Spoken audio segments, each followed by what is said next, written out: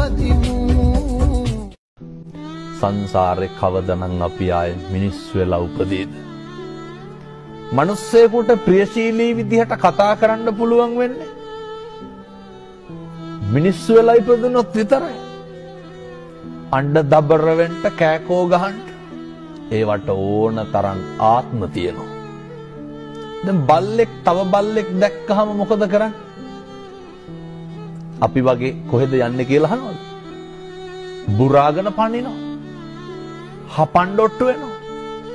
මට කියන්න සත්ව ලෝකයේ තුල සතෙක් තවත් සතෙකුට බය නැතුව ඉන්නේ මොන සතාද?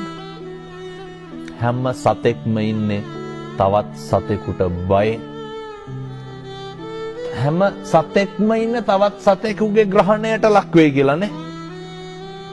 පැහැදිලිද මම මේ කියන එක මනුෂ්‍ය ආත්ම භාවයේ අර කම්මං දල්හං කිංති කරෝමි. කර්මය දැඩි වුණාම මොකක් කරන්නද? අහලා තියෙනවද අර නයි කාලා බේරෙනවා. දල කඩි කාලා මැරෙනවනේ. එහෙමයි.